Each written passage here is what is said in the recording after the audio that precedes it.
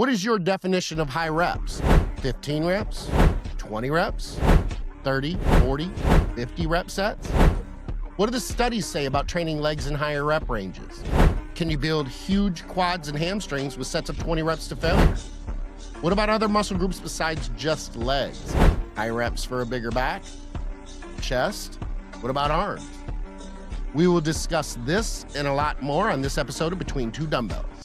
Legs will respond beautifully to 20, 30 if you're pushing hard enough, 40 or even 50 reps if you've got enough screws loose like I do. Say Jordan or Dante and saying increase your strength because with strength will come hypertrophy. Yes and no. It can make for a very deep conversation that we'll have to be careful with. I'm going to disagree with that. I don't think you might be able to do that once, but if you're truly pushing to failure, I don't think you can do that 20 times in a workout.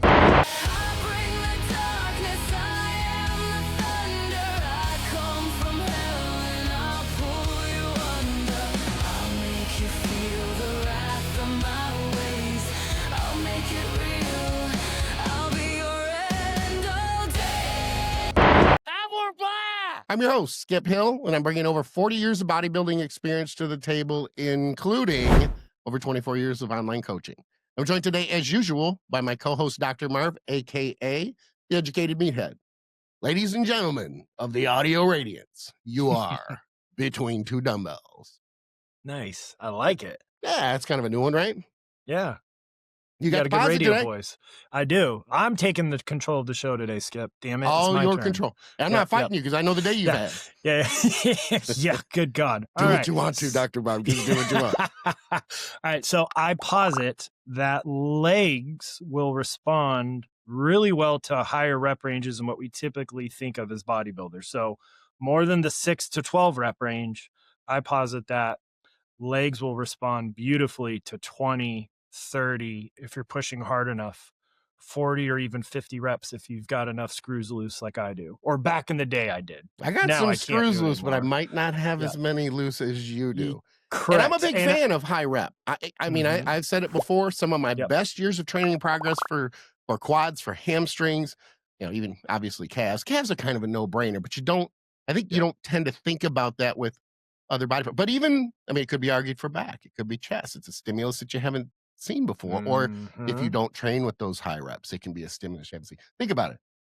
Rows for 40 or 50 Mhm. reps. That one's, I'm going off on a tangent here. But Okay. really, Yeah. that's an odd stimulus that not very many people have seen, right? Mm-hmm. Yeah. And like when I typically say high reps, like I immediately think about like Widowmakers. Yes, that is a part of it, and we'll talk about those. And I got proof of my former Widowmaker numbers because those days are long gone, right? So I do have proof because it's going to sound ludicrous. But I'm even 15 to 20. I mean, you do a hard set of 20 on a back squat or a leg press, like your legs will grow. Mhm. Now, nobody wants to do it because it's cardio torture, right? But you want a novel stimulus, you want to blow up your quads in particular, but hamstrings, right? Like I really enjoyed 20 rep RDLs, brutal, absolutely brutal. Going as heavy as possible. So there's a lot there. Okay, but why would people dismiss it right away? But you mentioned like, oh, it's like cardio. But I think some people may even think that doesn't have the potential for growth, like Correct. Which is, squatting heavy. yep. Mhm. Oh boy, are you missing the boat on that one? Yes, you are. And let's dive down the research first. There's a couple studies I want to bring out, and then we'll just talk about anecdote. And if you've never tried higher rep range, you only do the 6 to 12, man, like Skip and I've been saying, what's the best workout program? It's the one you're not currently doing. You do a period of higher reps, watch what's going to happen with your leg size. And then when you go back to your normal lower rep range, higher load, you'll have a benefit there too, because your your endurance is going to be so much higher. It's going to help you. Yeah. I'm going to go so far as to say this real quick, because I know we need to get into the studies. Yeah. But if you think training heavy and hard in reps from say 6 to 8 or even 8 to 10, arguably 12, if you think that's hard, go to failure up in that range of 15 to 20. And I'm telling you, it becomes a different failure, it becomes a psychological failure versus a physical failure because you feel like, man, I think that was it. And then you can get one more. And again, it's mechanics and it's a Yeah. lot of nuance there. And we'll get into that. Yep. Yeah. So on the screen, just a quick reminder. We're talking about rep ranges, but just a reminder, so long as volume's equated for, training to failure and training with reps in reserve on leg presses and extensions have similar hypertrophy outcomes, right? So long as volume is matched. But so just a quick reminder on that, because everybody's arguing it's RIR only or it's failure only. Both camps are right, like we talked about with Dusty. Both camps are right, both camps are wrong. So just a quick reminder on that. But okay, but is there a difference between the two as far as like, is there more potential? Are the studies showing more potential for growth at failure versus RIR? Because I've heard this too, and there has to be some difference. So it seems right now, remember studies are limited, but as of right now, so long as volume's equated for and you're actually pushing hard enough, so it's a true 1 to 2 RIR, it's not, the leg press study where they thought they were done and they did 7 more. If it's a true 1 to 2 reps RIR, if volume is equated for, similar hypertrophy. Okay, and let's be clear on volume is equated for. Just because, again, I'm going to say it like a broken record, I am representative of the viewers because I'm not, well, I don't want to say that I'm not that smart because that's implying that viewers aren't that smart. Point is, dumb it down for me so that I understand 4 sets of 10 being 40 reps. Not everyone wants to stand on stage in a thong, but they might want to look like they do. You might be thinking, this guy is old. How could he possibly get me into my best condition? Teach me how to optimize my training and save me time while doing it. Let's discuss your goals for 2026. 25 years of online coaching, 41 years of training, 35 years of competing. That's a lot of experience and wisdom. Reach out and let's discuss your goals. Same volume as 8 reps for 5 sets. For 2 RIR, I'm just making a comparison. Yes, correct. So supposedly that'll have the same outcome in studies in very sterile environments that are 8 to 10 weeks long. You and I will both say, if you go to true failure, you're going to do way less volume than if you're doing reps in reserve. You just physically cannot keep the intensity high. People say, oh, I train to failure every single set. I do 20 sets a workout. I'm going to disagree with that. I don't think you might be able to do that once, but if you're truly pushing to failure, I don't think you could do that 20 times in a workout. Yeah, I don't either. Right. Yeah. I'm sorry. Yep. And people will say, I'm different, bro. I'm the one, right? Okay. So, and like we've talked about, with our less is more episode, I would challenge you to cut your sets down slightly and get everything out of it. You're going to be so much more dialed in. If you only have 1 or 2 sets for a leg press versus 4, you're going to push so much harder. Yeah. And we can come back to the intensity because that's correct. a big part of the argument anyway. Yep. So Yep. So one study coming up on the screen, it's a meta-analysis. So they did low, moderate, and high loads with rep ranges 6 to 12, 12 to 20, and over 20. And guess what? What I just said, all rep ranges, when volume is matched, so the same number of total poundage, all of them had similar hypertrophy.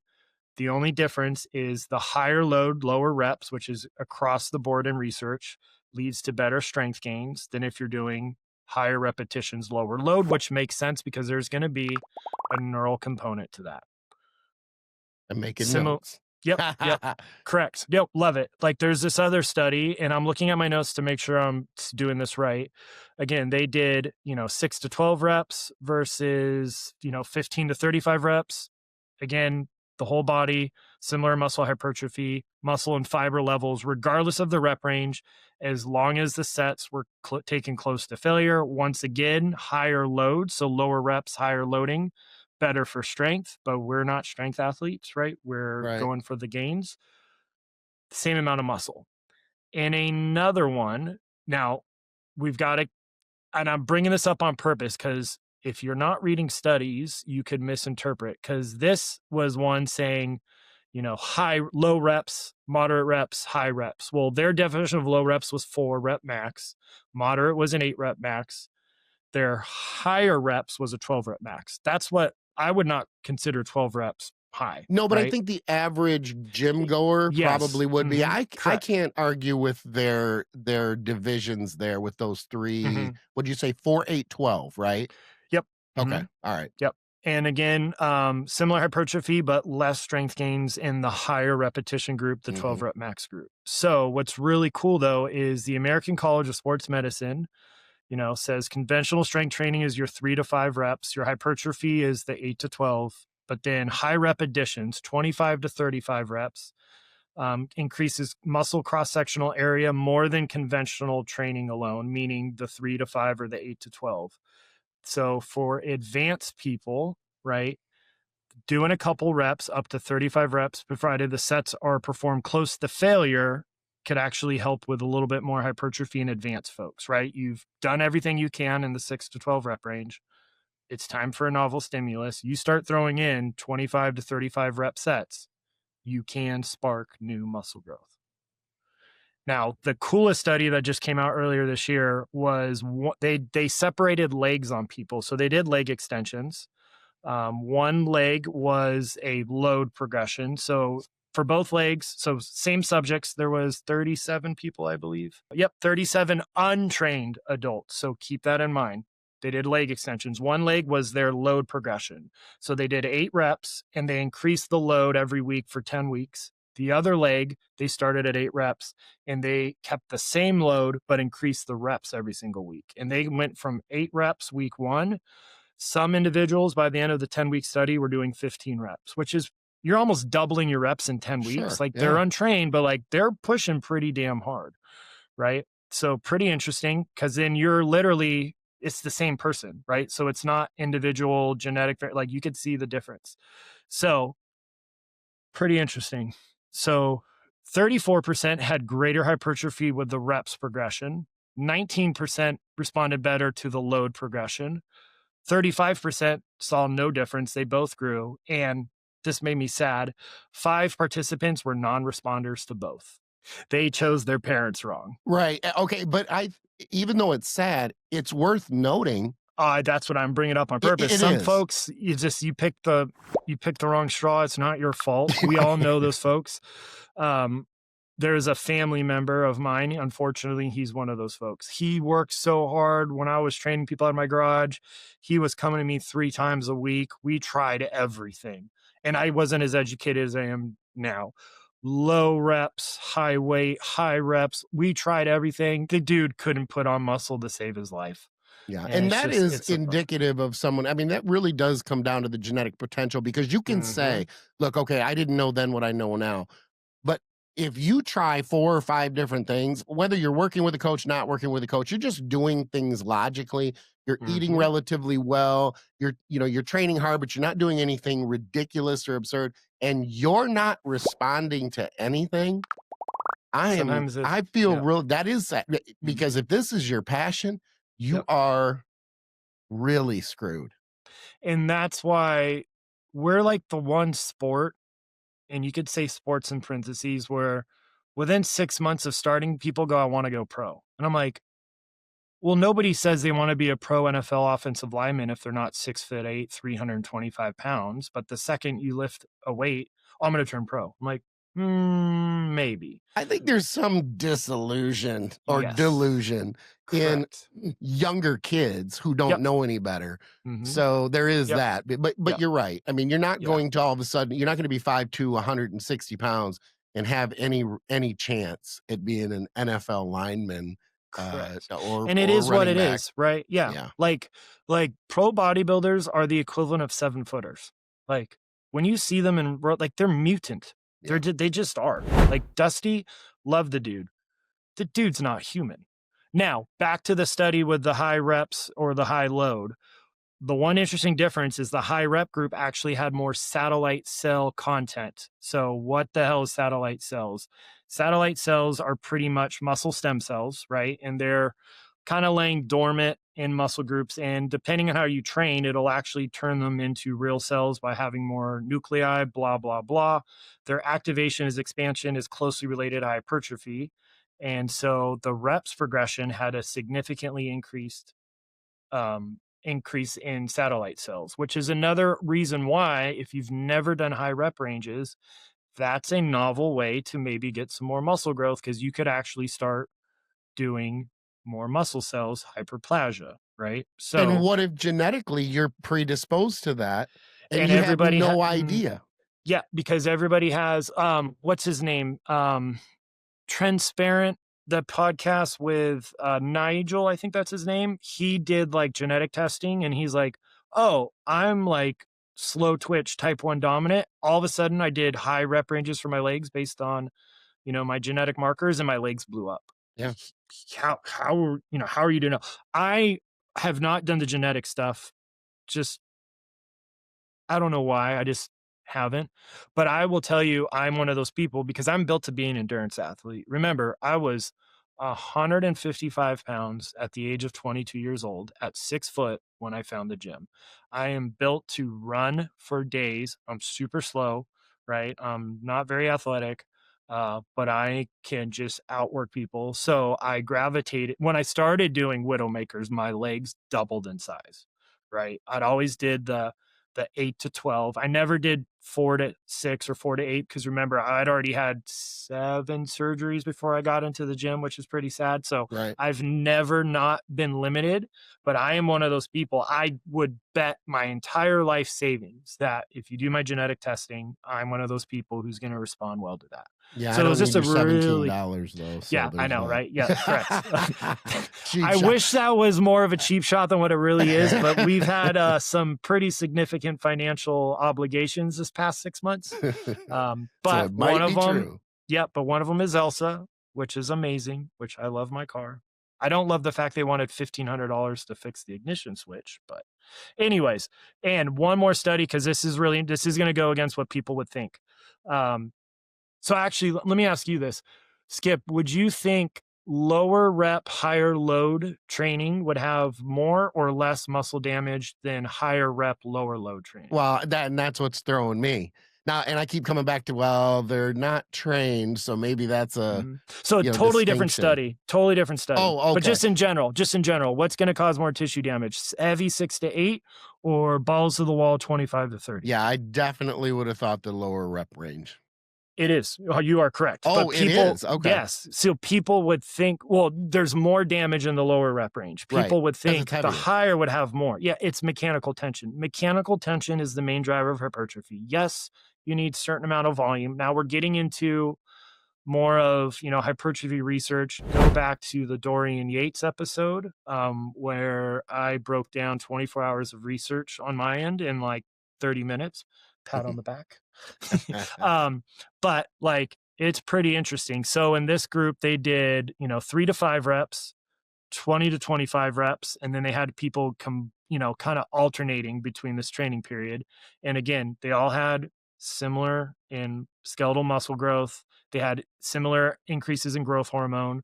There was no changes in mTOR, which is a signal of muscle building. There was less muscle damage markers in the high reps that, we'll get into that. So it's pretty interesting. But what's cool is higher rep stuff might increase mitochondrial density compared to lower rep stuff. Mhm. So once again, that's another reason why. So I am grossly simplifying. We don't know for a fact, but I've heard a couple people who I think are pretty smart, and this makes sense to me.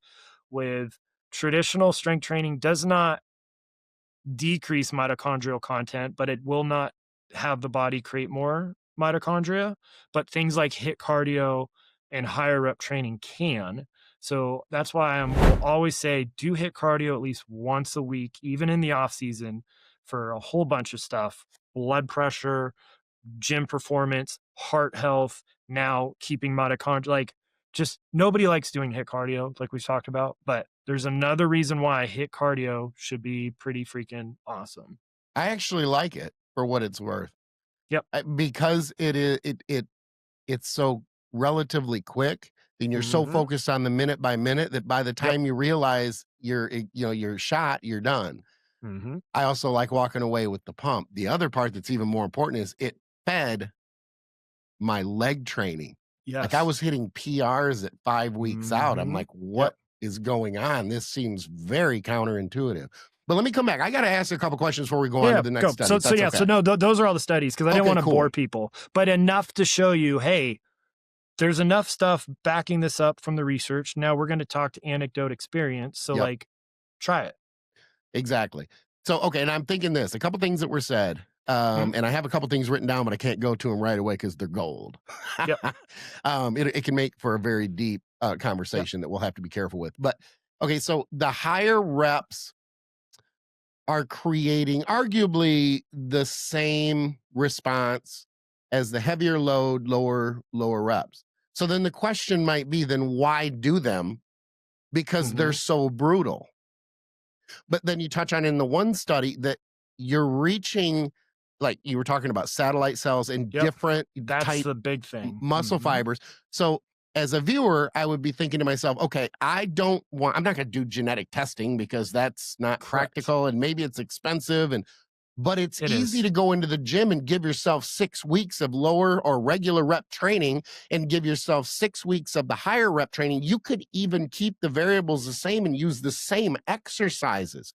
I mean, what better way to prove the difference by keeping those variables constant and the only thing you're changing is your rep range and see what happens. That's going to give you a real good idea if you might be or have a preponderance of or more of a specific fast or slow twitch muscle fiber make up for different body parts. And it's important to note that based on the muscle, it can change from muscle to muscle. So there's that. You may then find I respond better to high reps for quads, but I respond better to low reps for hamstrings. It's an example. I'm just making the point that, and we can know or not know for sure, but we can have a better idea that say calves are predominantly slow twitch because of the makeup, like what the muscle actually does. But in what ratio? Because a muscle is never 100% one fiber type. Even the soleus, which is close, is probably around 90% off the top of my head. Remember, that's your second heart. So you're talking about 10% of gains, potential gains that you may be leaving on the table if you're not going specifically or not training specifically for that fiber type. It's substantial. Fast twitch fiber typing, so type 2 has a better growth potential. But if you're trying to wring the towel out and get every ounce of muscle you can, do it all. Like I love Jordan Peters where he goes, get strong in all rep ranges, period. Now he does 2 to 4 rep stuff, which I don't think is bodybuilders, but he's also not human. He's super fun to watch, but he was one of the first guys other than so Dante obviously was the first with Widowmakers, which we'll talk about in a sec, but Jordan Peters was another guy of like, hey, if you're not doing the 20 to 30 rep range mark, you're missing out on gains, a ton of them. Like, nobody likes doing them, right? Even, there was a period of time I liked doing Widowmakers, and then the anxiety just got to be so great. We'll talk about that in a sec, which is good and bad. But you're leaving stuff and think about like how much better your cardio is going to be. Good point. Which is going to help everything else in you're doing. And you're going to live longer because guess what? Your VO2 max is directly tied to how long you live. It's a better predictor of how long you're going to live than blood pressure. I like that. Period. I think that's a big takeaway. I also think that it's not necessarily a bad thing. I want to be very clear on this. Even though I am a big proponent for higher reps for legs, I'm not against, say, Jordan coming at it or Dante and saying, increase your strength because with strength will come hypertrophy. Yes and no. They're not married, but if you're in bodybuilding rep ranges and you're getting stronger, you have to be growing from a hypertrophy standpoint. You have to be. My only take from that, or my only opinion that might seem counter to that, is I don't like that that's the only way to get big. The beating the logbook and everything. It's a great way, but it is not the only way. I'll go back a little bit. I don't want to go down this rabbit hole too far, but I do want to make the point and I stand by this. I've said this for a while. I'm going to say it again now. I don't know. I'm not convinced that the body knows reps. I think reps are our way of timing the mechanical tension. Timing it's basically putting a measure on mechanical tension. So here's an example. If you do a relatively moderate pace 12 reps, or you were to do literally cut the time in half and do 6, and I'm using these numbers to be specific because they're half.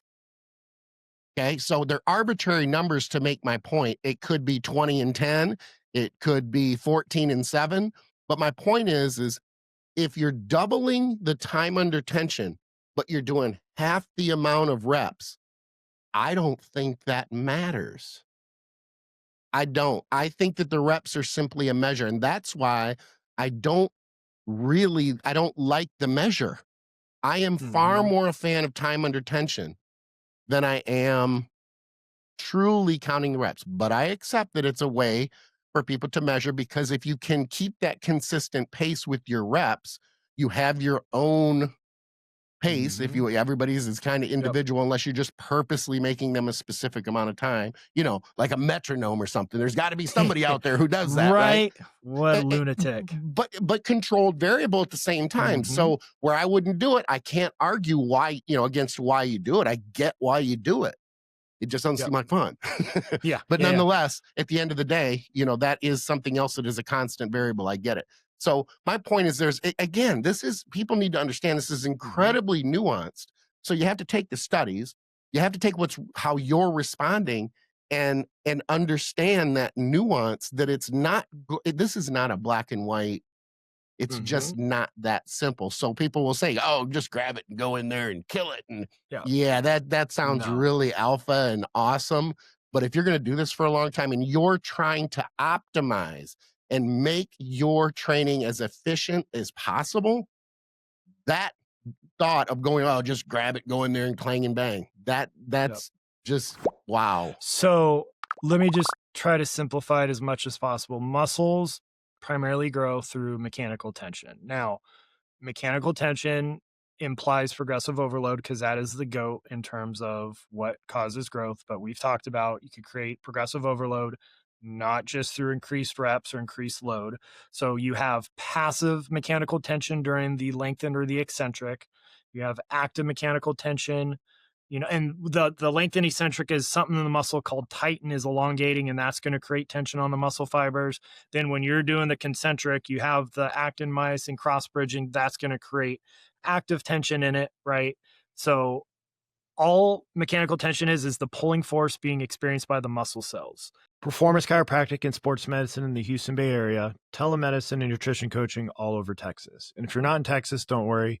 You still do consults through the educatedmeathead.com. We also find workout programs, seminar recordings, and online courses. And so once again, so long as you get effective reps, which is Borge Fagerly's, and then Chris Beardsley also adopted it, model of, you're within 5 reps of actual failure, right? Because how the muscles work is motor unit recruitment. We recruit small motor units. Motor units is what supplies a bundle of muscle fibers, because muscle has an all or nothing contraction principle. Either it contracts all the way or not. So think about it. If I went to do my major large motor units right away, I would not be able to control this. I would smack myself in the face. So it starts small and it goes large.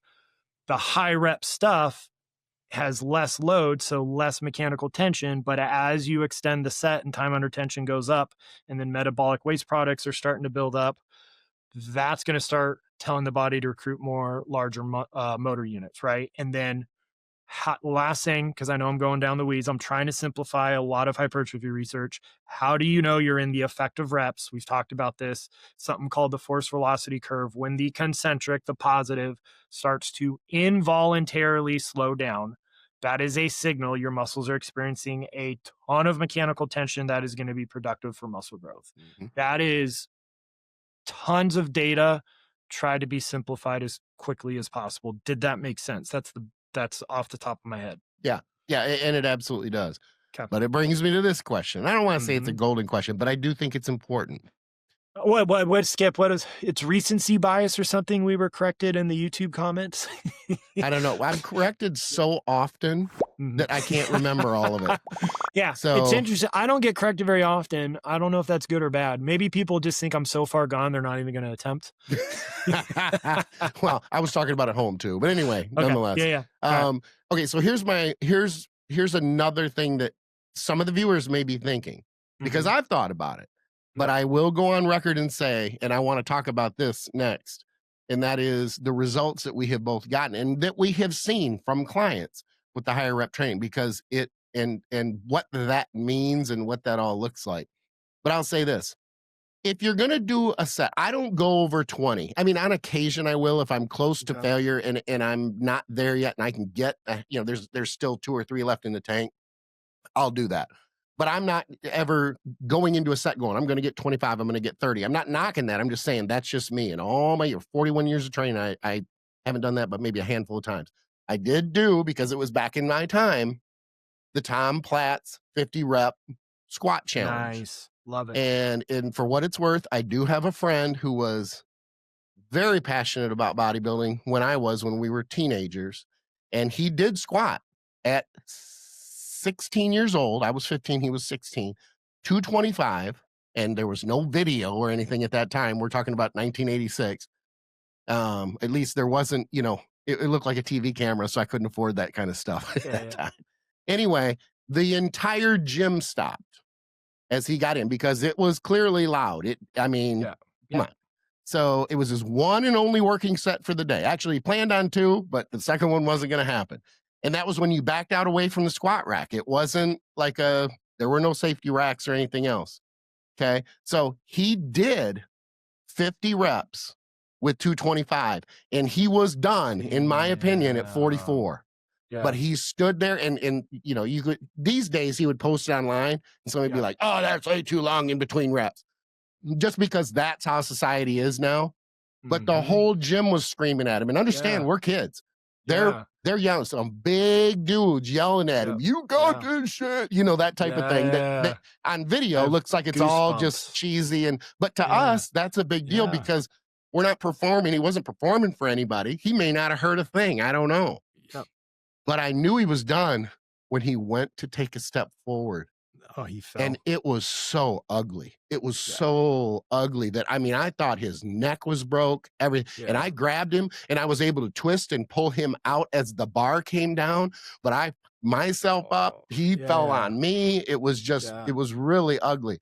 But it was to cheers and all that. It was just a really cool thing. You totally a side story. No, but, you totally took the wind out of my sails because I was about to brag of what I used to do for widows, and now it's not that impressive. And that's at 16 years old, and he was known for his legs, that type of thing. But nonetheless, and natural for what it's worth. So damn. Well, I still think what I did was pretty impressive because remember, I have no meniscus in my knee, so I've had knee issues from the first day I stepped in the gym. So here's hack squat footage. The first time I ever did widows with my friend. It was me, him, and his now wife. She might be pro now. He's knocking on the door. We did B stance, Smith squats, muscle round, which is just terrible in every sense of the word. And then we did widows on the hack. His woman went first and she did 47 reps. Oh, impressive. Yep. So, we were not expecting that and we couldn't be shown up by her. So he hit 47 reps at 4 plates aside that you'll see. And then he got a panic inducing cluster headache to where you could see him struggling because we were teasing each other because he killed me on the B stance. Then I went, and this is 2020, so I maybe weighed 200 pounds, and I failed on rep 47 at 3 3/4 plates. And then I remember we went to a movie that night, and when we stood up at the end, all 3 of us, our quads cramped. I don't doubt. Yep. And then no video proof, but here's text message proof. My best ever Smith squat was 275 for 54 reps. and the stars aligned. That's when I was in Cairo school. My fiance lived 500 miles away. I had a lot of frustration to take out, as you could obviously imagine. And that is my all-time best. I was trying to talk with another training partner because we used to go to war on the belt squat. We couldn't remember, but we're like, yeah, we were hitting 50 plus reps on widows. And yeah, the gym would stop and we would walk in and it would be like, oh, they're here. Like, so it was pretty cool. Right. But I wasn't 16. So that just makes me not feel as cool as I thought I was going to feel. I didn't do it. Yep. I mean, I did it, but I didn't do it with 225 and I didn't get to 50. So there's that. Yeah, I told that story about him instead of mine. It was far more impressive. Yeah. Yep. But to this day, that workout in a classmate's garage during Cairo school when I did the 275 for 54, probably my favorite workout ever, other than with my buddy. The guy whose house we went to, real quick story, then we'll keep going, because this is damn impressive. I have to tap into some pretty dark stuff to do those numbers. So that's why I just mentally exhausted. He did the same. It was his first ever DC workout with my training partner and I, the guy's house we're at. So we're yelling at him and he had like 25 reps or something in and he was going to rack it and I let him have it and he flipped the switch and then he started sobbing because he tapped into something dark and then he did like 15 to 20 more reps with just not ever. And I was like, that's like the most impressive thing I've ever seen. So see, I don't have anything dark to pull from. I know that sounds very like denial. That's good. It's not good that I have so much dark shit to pull from. Like if people, like I said, if people heard my thoughts, I would be, what's the word? I would be put in a lockdown facility immediately. Right. So institutionalized. Yeah. Yep. So I loved Widows. Widows, DC, like I've talked about, is my favorite training program of all time. It blew my legs up. I did Widowmakers for 3.5 years straight, and I can't do it anymore. Just the mental. I can go there with the challenge. Like I can as a personal challenge, but I can't draw on anything. I was raised by the Cleavers. I don't have anything, negative or anything to pull from it that is emotionally painful. But here's my question that I was going to get to earlier, and I got sidetracked with my own story. I apologize for that. Nope, you're good. Okay, so with this high rep set, it can be argued that the first reps are easy.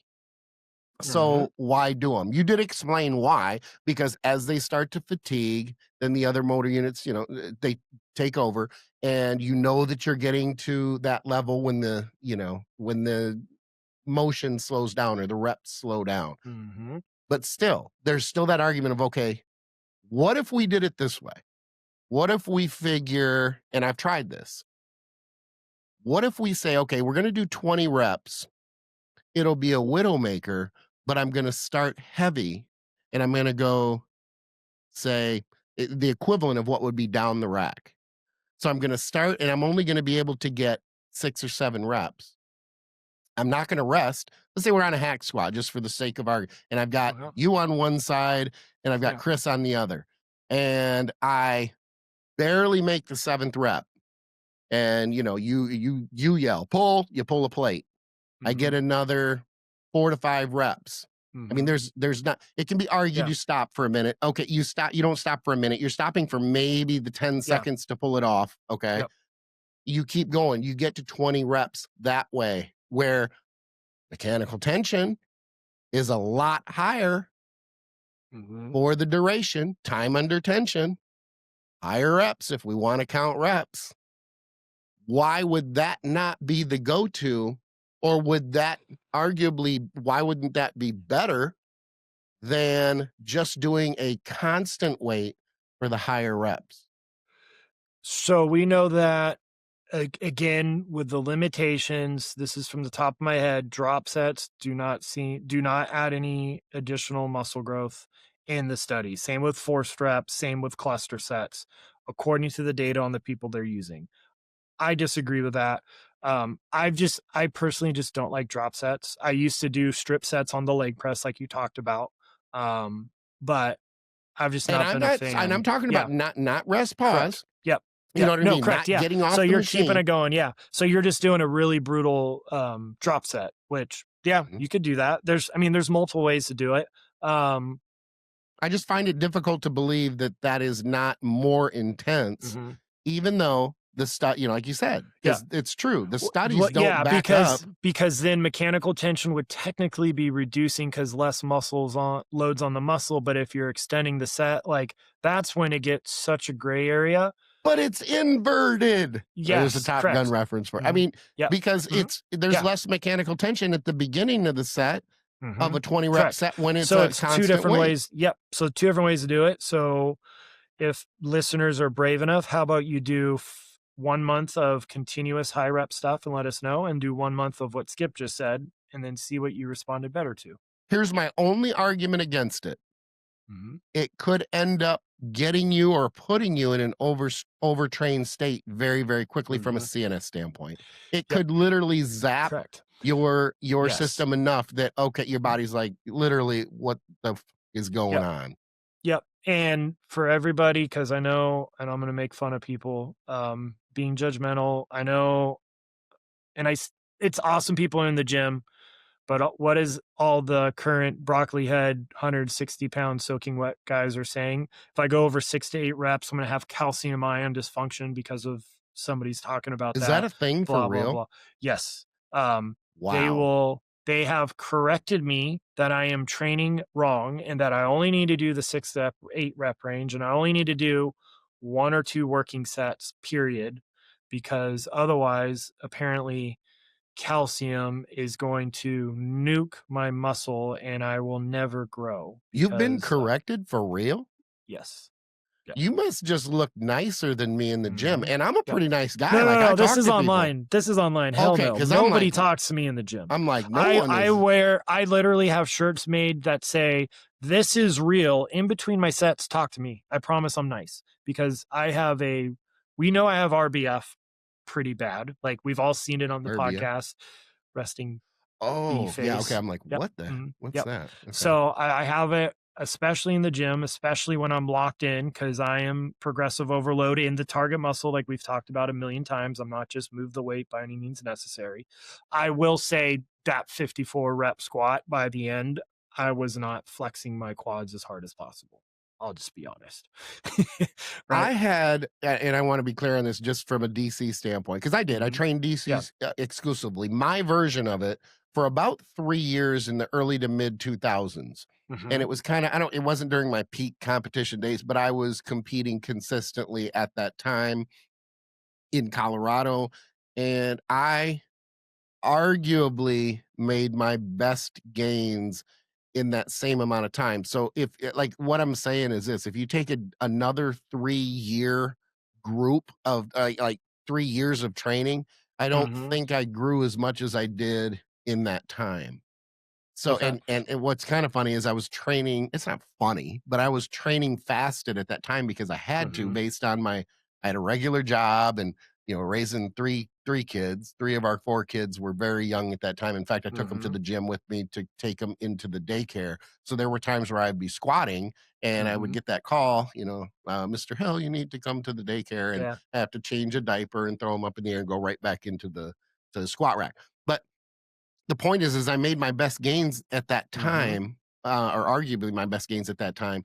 And what stands out the most is I made gains all over, you know, from shoulders to back, but I was blown away at how effective the high reps were for legs, because it started as a widowmaker, but then I saw the progress and I thought, I just don't even care to mess with the lower reps very much. So it became more of a common thing where I would do 2 or 3 sets, 2 or 3 exercises, and each of them would end. I'd work up to that weight where I was going to challenge that 20 rep. And I mean, I could get 19 and a half and was just livid that I didn't get the last one. Yeah. Yep. So from a psychological, and this is what I said, I feel like at that point, there's such a fine line between psychological failure and physical failure. Yeah. Because it can look like physical failure, but did you really just subconsciously want out of it? Very easy to justify, even if you're there with a couple other people that you're training. They're not going to know. Okay, so yeah, I think maybe 3 or 4 times I found true failure on a widow, and those numbers I said were those. Yeah. Because I mean, you're going crazy. You're arguably, like you had said, some people are tapping emotional luggage to get there. And yet, and this is why I've always referred to it in my circumstances, controlled chaos. I don't want total insanity in my brain because I don't want to ever put aside the mechanics just to get the reps. So that's the control part. The chaotic part of the chaos is I don't care what happens to me as long as my mechanics are tight. I'm limiting the variables in the risk, but I know there's still a risk. And that's the only thing that has changed in my later years, because I've been training for 41 years and I'm 55. That, and clearly I'm limited with legs. I can't free bar squat because of herniating the same disc 9 times. They're just things that I'm not willing to do. Yeah. So yeah, I won't, that risk is not something that even if I were able to squat, that I would go to that same place. But in those exercises that I am able to use, and no, for the troll that's listening going, oh, he goes to failure on extensions, he's so hardcore. No, that's not the case. I can still do hacks, but I'm not going to do leg presses, and I'm not going to squat, free bar, free weight squat. It is belt squats. Yeah. It is hack squats. It's pendulum. You say pendulum, I say pendulum. You say cool whip, I say cool whip. It's just, it is what it is. Yeah. So there's still that level of failure, but it is a much, I call it smarter. But that doesn't, but I don't want to imply that I wasn't smart when I was younger. It's just that I was more willing to go there when I was younger, because anybody listening, if you're going to judge, I would just ask you this simple question. How many times would it take for you to have to get up in the morning because you have a disc that is herniated and you had to shit in your shower? It's a very humbling, because you can't sit on the toilet, because if you sit on the toilet, your lower back will spasm and you're stuck there for 3.5 hours on the toilet. So please don't come at me like I'm not willing to go there, because I would argue that, or I would argue that you haven't even been where I've been. So don't come at me unless you have been there, or at least close. What blows my mind is Hottie does the strip sets on free barbell squats like weeks out from the Olympia. What? At his level, the risks he takes in the gym, it's impressive. Does he have a history though of? See, I don't think he does. I don't know. I don't think he does. I don't think he does. Remarkable, right? Remember, they have genetic predispositions to injury prevention that we don't have, right? But is that any different than like the NFL or anything? I know I have said, and I've heard it said time and time again, NFL, IHL, MLB, you name it. There are people who have had the talent to go to that level, but their body hasn't been able to endure what it takes to get to that level. So you have the talent, but you don't have a body that is able to endure what it takes to get there. And I would argue that Hottie is a person that can endure that. Because if he had lower back injuries, or he had those things that would beat up on, he would then make those changes for longevity purposes. And he hasn't had to do that. Stan Efferding, who can train that heavy? That long? Only people with tendons that are like steel cables. On a suspension bridge. Remember, Derek Lunsford tore his chest 4 weeks out of the Olympia this year, and he said he was ready to train it like normal in 2 weeks. What? Hell no. Yeah, that defies physiology in my mind, because he posted the picture with him. It was black and blue. It wasn't a little niggle where a couple fibers you got a little. No, he was bruised up, like incredible.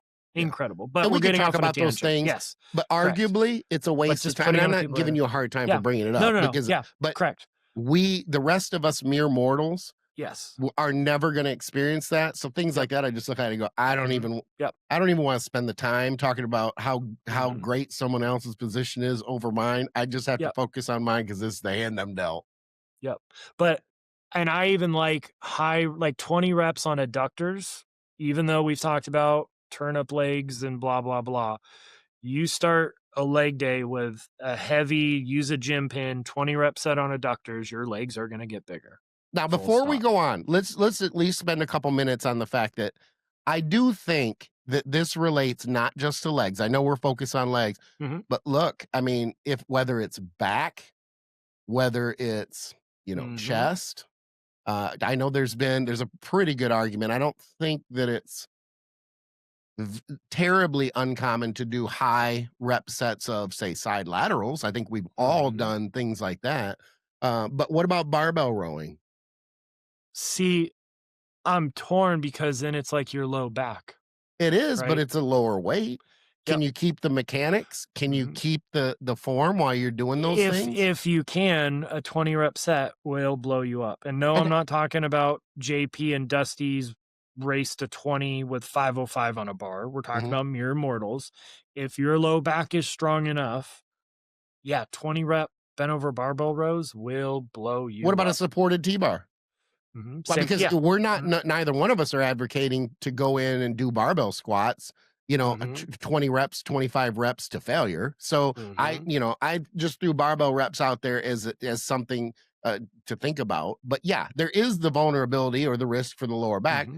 So if you're concerned about that, and even though I've had a history of lower back issues, dude, chest supported. The barbell row or a T-bar row isn't even an issue if I'm locked in. It would be if I'm, pulling with my lower back.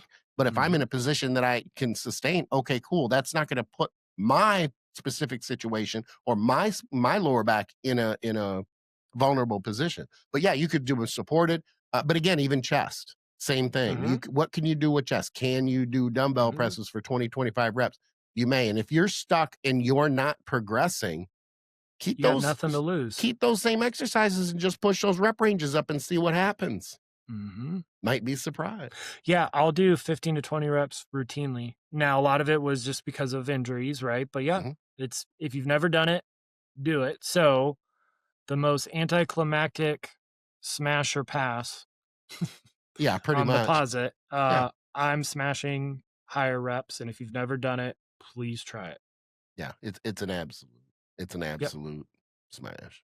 So awesome. All right, let's transition into it's I'm getting ready. I'm getting ready. Are you ready? Marv's Prehab Rehab Rodeo Round Up. Woohoo! Yes. What do you got today? All right. We are going to talk about dry needles. Nice. So, big fan. So that I will put this in somebody's glute, or if they're large enough, their lat. Right. Okay, that's a long one. Yes.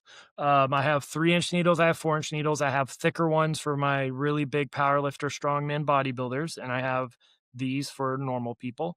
Oop, and it just dropped out. Goes. So now it's there stuck it in your is. quad. Okay. Yep, I know, right? Luckily it fell the other way. Yep. So there to there, and I will go up to there, putting that in somebody's glute. So dry needling. I liken it to my scalpel. I didn't say the other word, Skip. You're welcome. I appreciate that. With like shockwave therapy or my newbie E-stim or manual therapy being my hammer. So what the hell is dry needling? It emerged in the late 20th century, and it's using acupuncture needles, but we're not doing energy lines and stuff like that.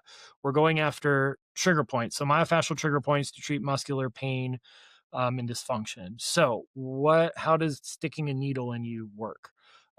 So it'll normalize dysfunctional motor end plates. So fun fact, trigger points, knots and muscles that when you push on them are tender and even can refer pain elsewhere. You can have a palpable trigger point, and it's going to get a little morbid, and the person could pass away in decease. And if you immediately do a cadaver, there is not a knot in the muscle. We don't fully understand why they happened. We do know seems to be increased electrical activity it's called the motor unit, right? So where it meets the muscle. So the motor units we talked about, small to large, there seems to be excess neurotransmitters, in particular calcium and acetylcholine, and that's causing the muscle to knot up and it won't relax. So dry needling will impact the motor unit and change electrical activity to get it to relax. It'll reduce local and referred pain, and it does that by lowering or increasing pain thresholds, right? So arbitrary number, if you come to me and you've got tennis elbow and it takes 4 pounds of pressure to push before you cause pain, if I dry needle you, might go to 6 to 7 pounds. So I increased your pain threshold, which will decrease your pain signaling. It'll also directly decrease local inflammatory markers. In particular, it sounds like a 1980s rapper, Substance P is an actual thing. I'm assuming the P stands for pain that'll start to pull under the surface with trigger points, and then it'll do other stuff. It's literally increases your local opioid cannabinoid system in the body. Now, dry needling will increase blood flow for 24 hours, which is really cool. If you had predator vision, if you dry needle somebody's low back and then into the glute for the next 24 hours, that same side leg is going to be bright yellow and orange because you're increasing blood flow. So that's going to help with recovery, right? And then washing nutrients, why it works really well. And we know how it's going to change how both your brain and your spinal cord perceive pain signals for the first 24 to 72 hours, which is pretty awesome. So all of that stuff will decrease muscle stiffness, improve elasticity, improve range of motion, and it'll actually help muscle force production. So what are the benefits that we see? Short-term pain relief. There was a study done on 48 bodybuilders, and they found, so it was actual bodybuilders, and they had a pretty decent competition history. It was awesome. Like, they had to be competing for at least 5 years. They were all natural in the same class, but like, that's pretty awesome because that doesn't happen often in studies. Yeah, right. Dry needling outperformed massage or stretching for low back pain. We know dry needling improves range of motion. It increases force output, both muscular endurance and just force output for up to 96 hours. With that said, one study found a actually temporary decrease in force output for the first 24 hours. What all that means is I typically do not like to needle somebody within 3 hours of them doing something intense, especially the working muscle. In a perfect world, they're not training that muscle for 24 hours. If they have to, they have to, right? If I'm at a sporting event, if I'm needling somebody, something went sideways and it's a Hail Mary just to get them through that day, right? So to keep that in mind. Now, and then it'll decrease injury risk in studies because it reduces the muscle tone, it improves muscle function, and it might improve something called muscle or joint position sense, knowing where your something is in space without looking. So if I have a better connection, you could respond quicker, right? What's really cool is then you could hook these needles up to a TENS unit and then use different frequencies to do different outcomes. Now, the That's research, what I do, yep, the research doesn't say high or low E-stim's better. Anecdotally, I find using different frequencies absolutely matters. So before I got my newbie, and some of them still prefer it, my crazy 925-pound raw squatting powerlifters, they come in the beginning of meet week and I needle both glutes and I hook them up to the TENS unit and they say they're stronger. I don't know what that's like to put that much on my back. So if they say they're stronger, they're going to do it. So I've got 2 really cool videos that to show. One of them is just a really cool visual to show how it'll release stuff. I might have shown it before. And the other is a recent video where I did dry needling to improve a bodybuilder's posing, because I will use dry needling like I talked about with Sean Clarita. Okay, I need to clarify. I did not treat Sean Clarita. We used him as an example of how everything gets bound up and how I use dry needling to impact that. So I've never had 925 pounds on my back. I have given my wife a piggyback ride, and that's roughly half of that. She goes 4 and a quarter. She doesn't listen, so I can take I those was like, shots yeah, at her. you better. Yep. She'll listen to this one, though, and be like, what? Yeah, watch the one time. Yeah. Yep. So I just find this really cool. So I'm getting literally underneath her shoulder blade, between her rib cage and her shoulder blade, to get her rhomboids and her serratus posterior superior. And you talk about releasing a bound up muscle, you will actually be able to visually see there's going to be a finger on screen right there. So watch closely where that is, and it pops up overhead range of motion. So in case people missed it, one more time, I find that freaking cool, where literally, and she's laughing because I'm nerding out. Remember, I'm just a big nerd for this. And then here's another great guy. So we did before and after. So it was his first show. That's pretty damn decent conditioning for her first ever show. We did a bunch of dry needling, including his glutes with the E-stim. I had my newbie going on rest and recover, right? Because it was 2 weeks out from stage. So I will needle up to 2 weeks out. I did all my adjustments as normal. And then when he poses again, will dry needling make a difference for posing? I think the look on his face says it. So now watch his face when he reopens up. It's pretty hilarious. Boom. Yep. It can make a world of difference. The provider matters because if you don't know what you're doing, you could really hurt somebody. Fun fact, in Texas, you just need to be adequately trained and you could dry needle as a chiropractor. There is no specifics beyond that. That's a little alarming. Lungs and needles don't mix. Oh, they don't? Just no. Yeah. Fun Okay. fact. Right. Yep. Everybody Google pneumothorax. We don't want that. So you've got to be incredibly careful, especially upper body. Right. So, up here, I am pinching onto muscle like you saw with the videos, right? It's in the whole time. I'm not leaving them be. If it's glutes, I'm not worried about lungs, so long as you're not like throwing a needle in a nerve or a main artery. Like, let's not throw a needle in the femoral artery. You could leave them in there and it's relatively safe.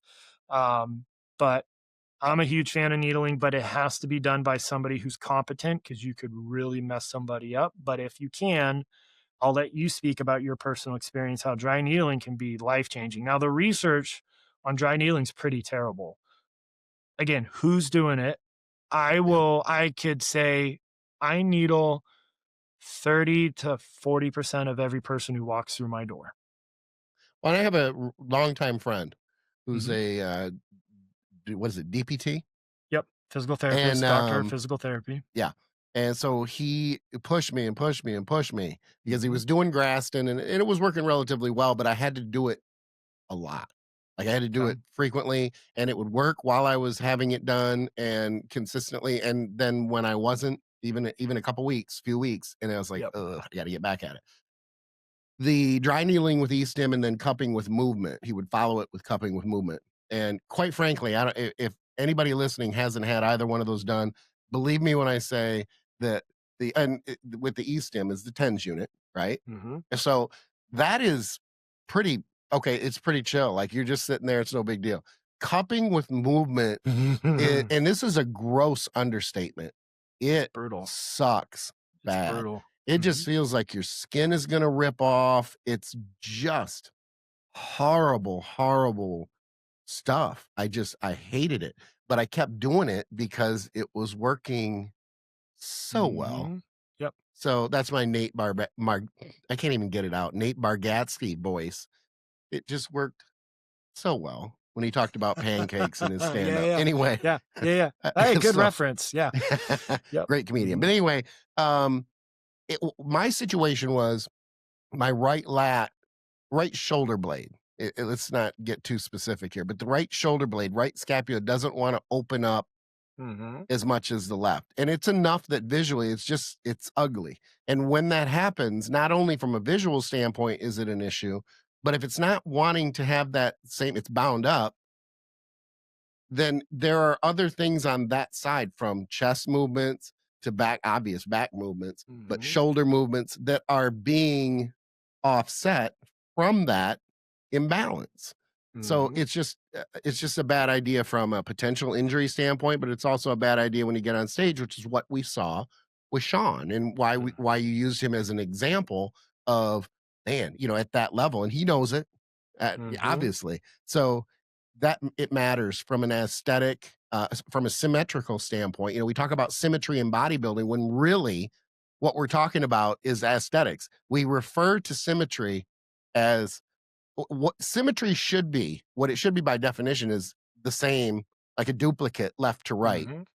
That's not like at some point that's what it meant in our industry, in the bodybuilding industry, but it just literally became, oh, you're talking about aesthetics, how Mhm. pretty that's not what it is. So we want that symmetry, that textbook definition of symmetry, so that the left and right leg looks as close. And they're never the same for what it's worth. They're never the same. There are a lot of pros with an arm an inch bigger than the other one. But because Mhm. they're not right next to each other, you're not going to notice it as much as unless it gets into the back, especially closer it gets to the spine and, pectoral muscles, things like that. A lot of pros, even more so than an arm, will have a deltoid bigger than the other, but you're not going to notice that. It takes a Mhm. really trained eye to be able to see the difference. These are the things that, and when I do those, when I have the E-stim done, the cupping with movement and the dry needling with E-stim, it's just a game changer. And here's the caveat. It's different than what you do in the sense that he wants me to go in. He likes to do that, like have that session on my way to the gym to train back. And I love it. It's for me, just from feeling. Now I haven't done it any other way, so I don't have anything to compare it to, but I will tell you everything from the first warm-up set to my working sets, everything feels the same. Where typically, if I'm not having that work done, it's going to take me a minute to get everything warmed up and to get arguably to activate and get those muscles working around the scapula to get them to feel loose so that everything feels even left to right. Because what are the two biggest predictors of injury? Previous injuries, number one. Asymmetry is number two. Now, we are never going to be perfectly symmetrical aesthetically, range of motion. I want to limit your right hip from being 5 times as tight as your left hip, right? That's what you want to do. Where a little bit of asymmetry is fine, but we don't want this gross amount. And dry needling is one of the quickest things, and the effects are a lot longer lasting. I agree with you. The instrument-assisted soft tissue mobilization, the scraping, grasp, whatever word you want to use, it helps, but the results are kind of temporary. Like it can do initial, but yeah, like you experience, you got to do it a lot, right? Now, what about just manual? Same. So yeah, same stuff. So everybody responds differently, but I have hundreds of case examples of I had neck pain for 5 years on one dry needling session, took it away forever. Well, I know that the dry needling is far more tolerable than manual trigger point. So I would choose a needle in my armpit, as wild as that sounds, every single day of the week and twice on Sundays, then somebody sticking their thumb in there and moving me around. In fact, most people gravitate towards the needling, and most people will be hesitant, and then we try other stuff and they're like, okay, let's try it. Right. They're super, and they come back and they go, so I didn't like it getting done, but can we do that again? Because the results are amazing. Right. Yeah. And a lot of people are needle phobic, which is totally fine. I don't force anything, but if somebody responds well to dry needling, it's remarkable. But again, you got to be trained and you got to be doing it safely, and please don't dry needle yourself. One guy I was helping was needling himself, and I'm like, just stop. And he was asking me, how do I do this? I'm like, I am not giving you that answer. So do not do it yourself. You need to be trained. You need to be a medical professional. Manual trigger point work made me nauseous. Yes. Not from an anxiety standpoint. No, if you do it correctly, yes, it will. Oh. Yeah. And so the needling, it lasts longer. It's way quicker. It's 5 to 10 seconds of a needle being in oftentimes, especially near the lung field. You're not going to leave them in and let them cook, right? The standard for letting a needle cook is 15 minutes in areas that is safe to do so. But same mine cook. I think I'm on, I want to say 10 to 12 minutes with the stimulus and then going into the cupping with movement. Yeah. Yeah. But it's awesome, but just make sure you're getting it done well. Let's do a quick update of me, and then you give us your number one donut spot. Yep. So quick update. I've done 4 gym sessions. They've all been glorious. I am doing things I haven't done since 2020. Skip's seen a couple videos. So on screen, we have me dumbbell pressing for the first time since 2020, or maybe 2021. I sent it to my old training partner the last time I dumbbell pressed, and he's like, wait, when is this? So he was happy. I have done a almost full stretch Dante high pull. I've been greatly reduced range of motion forever. Awesome. I have overhead pressed without pain for the first time in 4 years. The knee is still giving me some issues. The wrist is still giving me some issues, but I'm back to some leg training, right? So reverse V squat and leg press. I did a couple back squats in my office before I felt comfortable going back to a gym. Oh my God, my low back was wrecked for a couple days. So yeah, I'm not going to be putting a bar in my back anytime soon. I'm so deconditioned for that. Woke up 197 pounds fasted today, which I'm pretty stoked on, because about a month ago I was 188, and 5 weeks ago I was 181. On screen, it's posing mirror, smoke and mirror. So it's posing room stuff, but that's where my physique is right now. not half bad. I'm pretty damn happy with it. I look Well, the pretty progress is respectable with the pretty pump. impressive. Yes, And that's what exactly. we need. People need to Yep. stay focused on, because someone could go, "Oh, you weigh 190." You know what? Yeah. It's not about that Correct. at this point. You're coming back from such a long layoff Mm-hmm. and so many issues that, I mean, arguably, without the treatment that you had, you wouldn't be anywhere near Nope. this. No, I would be getting I am pretty damn sure I'm canceling surgery next month. Very, very, very excited. If anybody has questions about where I went for stem cells, let me know. Pennies on the dollar. I'm still not quite sure why she does it that way, but I ain't gonna complain. So if you're interested, reach out to me and I'll put you in touch. Sounds good. Time for my cheat meal review. And it's the Yes, number one I'm spot. ready. I'm ready. Donuts. And it's taken a while. We had the Dusty interview, so Yep. I didn't want to put that in there. I wanted to take advantage of having Dusty on. So I have to go backwards. It's my top 5. I have the number 1 spot today that I need to give away. Number 5, Krispy Kreme. It's the old standby. You can talk about it and go, "Oh, that's not very good donut." Yeah, it is. It's definitely top 5. May not be Yeah. your go-to, but it's good. Lamar's Donuts. I mean, arguably, they've been around for a long time too. It's an old. I mean, you can count on them. Be great donuts. Better variety than Krispy Kreme. Not as common. Still franchise. They're all over Yeah, the I've place. never heard of one. I think I've only had them 3 times. Okay. But you were probably going to pass a Krispy Kreme before you get to a Lamar's. Yeah. Duck Donuts, another franchise again. And as we get closer to the top, to the number 1 spot, I'll admit, even though the franchise are still available everywhere, it's not everywhere, but they're franchise. There will be less options as you get towards the top. Made to order and customizable. So if you want something specific, they will do that for you. Whoa, I've never heard of that. Is that Huge common? selection. No, it's not. No. Yeah, I was like, But I've never heard of huge that. selection of flavors. I mean, it's Wow. it's pretty crazy, and they are very good. Are Number they 2, on Gold Belly? Are they on Gold Belly? you Do know you what? know? I should know that, but I don't. They could I be. will look real quick. Gold Belly they usually have, and if it's not Duck Donuts, it might be Lamar's that you could get on Gold Belly. Let's see. Number 2 is Shipley, though. Not just in Texas. A lot of people in Texas think that it's is only an a Texas thing. institution here. Yep, I've heard that. 14 states, kolaches. Where does that come from? Cheese, kolaches. Some of them are filled with cheese, like a cheese. It's like kind of like a pastry filled with cheese, but they're donuts filled with cheese, and it's originally a Czech pastry, but very good. Number 1, even though I'm going to get done with the number 1 spot, it's a standalone. I don't think the other 4 are anywhere near on level. And people who know me, who have come into town, and whether it's West Palm or we've gone to Miami, the original salty donut is the number 1. The original salty donut was in, and still is, in Wynwood, Miami. And it's kind of like a gentrified art district. So that's where these trendy hipster type places, and that's what it is, if I'm being honest. Okay. They are, I mean, we ordered a dozen. I actually ordered 2 dozen, but a dozen donuts is $52. So they're not messing around. We're talking, $5 donuts. But artesian gourmet, I mean, it doesn't get any more gourmet than that. They are limited with their flavors, I'll admit. They're limited to maybe like 7, maybe 8 each month.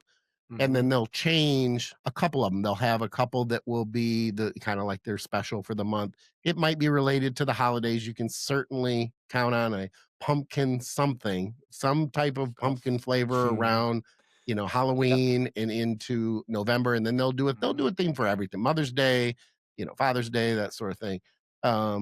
Gourmet artesian donuts, they're brioche. They're incredible. You're going to eat 1 or 2 of them. If I'm going crazy and I just want to make a slob out of myself, I might get 3, and anything after that, I'm forcing a really bad situation. Unfortunately, none of those are on Gold Belly. Okay. Boo. Fair enough. But that is the number 1 spot. Salty donut, and the rest of them, they're down here. Well, now, whenever I eventually visit you, we'll have to go, because I eat a donut once every 7 years. Yeah, you're not going to be very fun to hang out with. Maybe other than riding in your car, but that's gonna No, I'm gonna convert you to the metronome. You're going to start logbooking. It's going to be American muscle cars instead of imports. Yeah. I know. I know. All right. From your client, Devin, because he's DGro, correct? You know what? Is it Devin or is it Devon? Here's That the I thing. don't know. He's gonna laugh because He's I your always have client. called him. I know, right? I've always called him Devin. He's been in town a couple times and stuff. We've gone to the Olympia, and then I'm like, I heard one of my other clients who met him call him Devon, and I'm like, oh, it's gonna be really bad if I have been calling him Devin for all the. Of course, maybe he gets that. He's like, just whatever. I totally did that in the office. And I was like, wait, what? I've been saying your name wrong the whole time. She's like, yeah, but it's fine. I'm like, no, tell me. Like, because it's a different pronunciation. She's like, nobody gets it right. I'm like, well, I called you that in your video when you signed my wall. Luckily, she told me, so I edited that out. Because otherwise people would be, what an asshole. He doesn't even know how to pronounce his patient's name right. You said cannabinoid earlier. I'm like, isn't that cannabinoid? But frustrated, hypertrophy, whatever. Here we go. While we get back to it, it's going off the rails. Yeah. Question or topic: benefits of smasher pass isometric loading. Pretty interesting because we don't think about isos for bodybuilding. So, real quickly, 5 key benefits of isometric loading for bodybuilding: muscle hypertrophy. We know it can grow muscle, especially when performed at longer lengths, with sufficient intensity and volume. Okay, but define isometric loading so that, because I'm not even sure. So you are flexing it and nothing is happening. So you are just resisting away. The old hands in the doorway, Charles Atlas stuff type like thing. That. Okay, all right. So this is just a fun fact. The proximal quad, right? If I want to be smart, your rec fem, your upper quad. Isometrics in longer length positions built more muscle than something called an isotonic full range of motion training. Isotonic, use a fancy machine. It's continuous tension and you're moving the whole time. You need fancy machines for that. They're hard to find, but it was interesting. An isometric, just figure out how to load the quad, did way better than a fancy machine. So I use isometrics for bodybuilding, and there's a couple other benefits, but real quickly, I use isometrics to help somebody build mind-muscle connection in a lagging body part, right? You can't connect to your chest. You're going to do some isometric. I have my chest deducting shrug thing that I like so much, but you can't feel a muscle. You're going to do a bunch of isometrics, and you might have to flex your bicep for 30, 45 seconds till it starts to fire and cramp. Boom. You can't connect to a muscle. Put it in its most shortened position. You could Google its action. Biceps, like we talked about, super complicated, right? Yep, like we talked about with Dusty. So do that. Also, an advanced technique, your strength in, so I'm doing a bicep curl. This is the positive or the concentric, right? So I'm shortening the muscle. Hopefully people know this. Negatives, eccentric, I'm lengthening it. I am weakest in the concentric. So when you can't get any other rips, advanced hypertrophy, squeeze and hold that as an isometric because you're stronger in isometrics than you are concentric. So you're weakest in the concentric, then isometric, you're strongest in the eccentric or the negative. So when you know it's your last rep, you're hitting failure or you're on RIR or whatever, man, flex that muscle on your next chest press, squeeze like hell for 10 seconds, and then finish the set. You could bring the muscle out a little bit more. What's in a rehab standpoint, I'm about to lay gold. This should have been a rehab. You will strength gain 10 degrees either side of the joint angle. So say you are having front of the shoulder pain on a bench press. Come down. Okay, that's where the pain is. Back off 5 degrees and hold an isometric. So you're out of the pain because you backed off 5 degrees, but you're actually training into the pain. So you could start to dramatically increase your pain-free range of motion. Yeah. So find the pain point, back off 5 degrees, do your isometrics there. You will start building up strength in the range of motion that was previously painful. That is a gem. Real quickly, I use isometrics for my athlete programs because we know that it increased neuromuscular activation for explosive movements afterwards, right?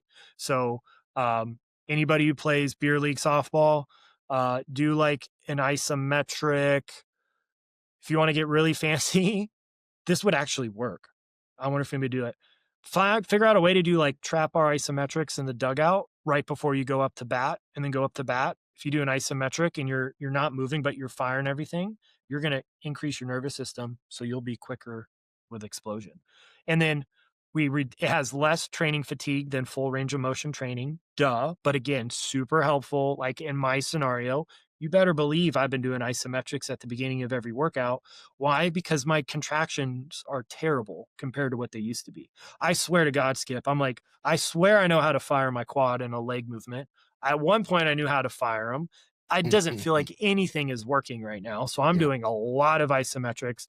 And then, yes, we do know, especially with limited mobility or hurt, they flat out are great for injury prevention and rehab.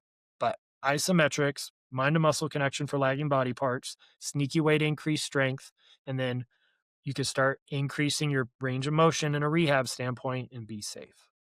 I'm using my own version of an isometric contraction during my openers by simply focusing or giving more attention to the contracted or peak contracted position.